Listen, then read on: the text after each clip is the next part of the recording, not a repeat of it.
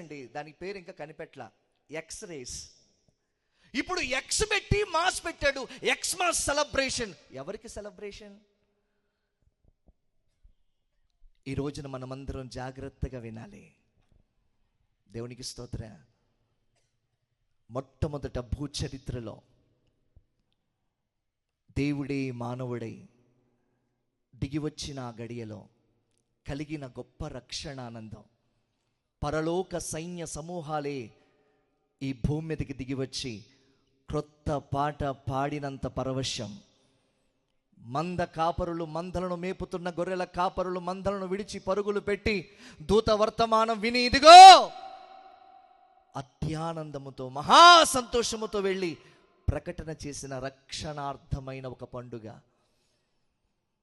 Persia దేశము నుండి, బబులోను దేశము నుండి, అనగా నేటి కాలములో ఇరాన్ నుండి చాలా దూర ప్రయాణం చేసిన తూర్పు దేశపు జ్ఞానులు, అనగా వాళ్ళు పండితులు, జ్యోతిష్యులు, ఆయన నక్షత్రమును చూచి మేము అత్యానంద భరితులమై వచ్చాం, యూదులకు రాజుగా పుట్టినవాడు ఎక్కడా?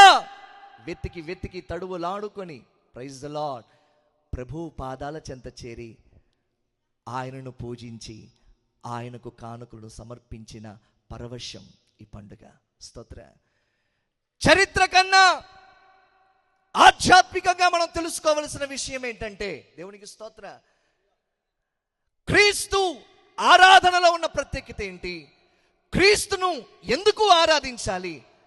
ఆయన ఎందుకు ఆరాధనీయుడిగా, ఆరాధ్యుడిగా, ఆరాధనకు యోగ్యుడిగా ఎందుకు మారాడు? నేను ఎందుకు ఆరాధించాలండి అసలు క్రీస్తుని? ఆయన ఎందుకు ఆరాధించాలి? కొంతమంది ఆయన ప్రవక్త అంటారు, కొంతమంది ఆయన యూదా బోధకుడు అంటారు, కొంతమంది ఆయన ఒక మానవుడే, ఆయన కూడా మానవుడే అంటారు, కొంతమంది మత బోధకుడు అంటారు, కొంతమంది ఆయన పుట్టినట్లు చరిత్ర ఏంటండి అని కొంతమంది అమాయకంగా అంటారు. దేవునికి స్తోత్ర. ఈ రాత్రి ఈ క్రిస్మస్ సందర్భంగా నేను నిలబడి ఉన్నాను, క్రీస్తు పుట్టుకలో ఉన్న విశిష్టతను చాటి చెప్పడానికి. దేవునికి స్తోత్ర.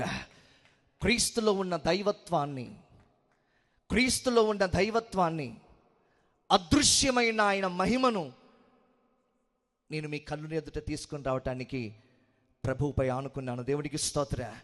చూద్దాం ఒక్కసారి మీకా గ్రంథం 5వ అధ్యాయం 2వ వచనం.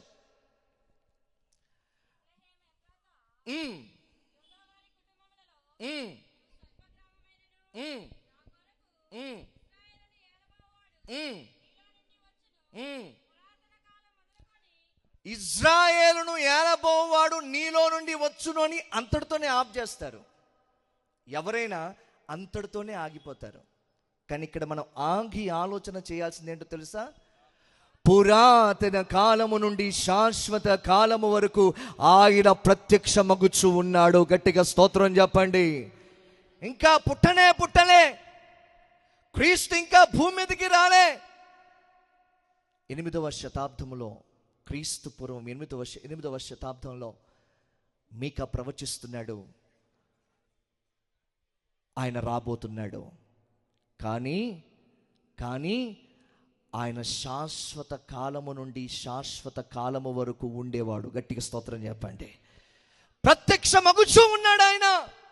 అందుకే ప్రభువు చెప్పాడు, అబ్రహాము పుట్టక మునిపే నేను ఉన్నానని. గట్టిగా చప్పట్లు కొట్టి ప్రభువును స్తుతిద్దాం.